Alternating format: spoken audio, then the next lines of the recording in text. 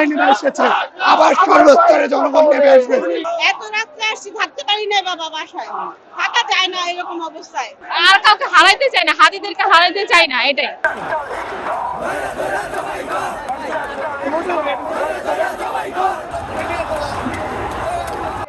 কেন আসছেন? হাদি হত্যার বিচার চাইতে। এত রাত্রে কেন আসছেন? এত রাত্রে আসছি, থাকতে পারি না বাবা, বাসায় থাকা যায় না এরকম অবস্থায়। এই অবস্থায় কি থাকা যায়? বাসায় থাকা যায় না। কি বিচার চান?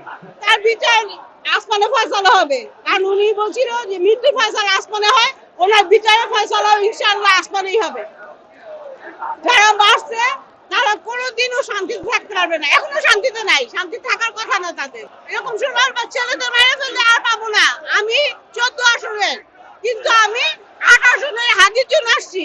এমন বিচার চাই যাতে যারা অন্য কোনো হাতি হত্যার সাহস না পায়, আর কাউকে হত্যার সাহস জানি না পায়। আর কাউকে হারাইতে চাই না, হাতিদেরকে হারাইতে চাই না, এটাই। 24 ঘন্টার আলটিমেটাম দেওয়া হলো, 24 ঘন্টার মধ্যে তার পদত্যাগ করতে হবে। আমাদের যে আইন উপদেষ্টা আছে, আইন উপদেষ্টাকে 24 ঘন্টার মধ্যে পদত্যাগ করতে হবে। যেখানে খুন করে সেফলি এক্সিট নিয়ে দেশের বাইরে চলে যাচ্ছে, সেখানে তারা বসে বসে তামাশা দেখছে। এমনকি আওয়ামী লীগের লোকদেরকে এক মাসের কোন সময়ের মধ্যে জামিন দিয়ে দিচ্ছে। আমার ভাইয়ের উপর গুলি চলে, এরপর আমার উপর চলবে, এরপর আপনার উপর চলবে। আজকে যদি আপনার শ্রদ্ধাতে না পারেন, কোনোদিন শ্রদ্ধানো যাবে না। আবার জুলাই নেমে এসেছে, আবার সর্বস্তরে জনগণ নেমে আসবে।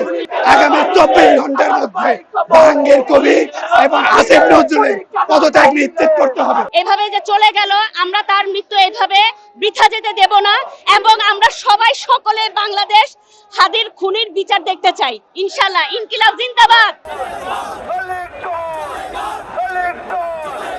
আমি কে?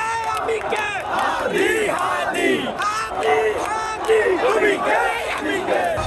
যে আসবে ভাই, যে গুলি করতে আসবে তাকে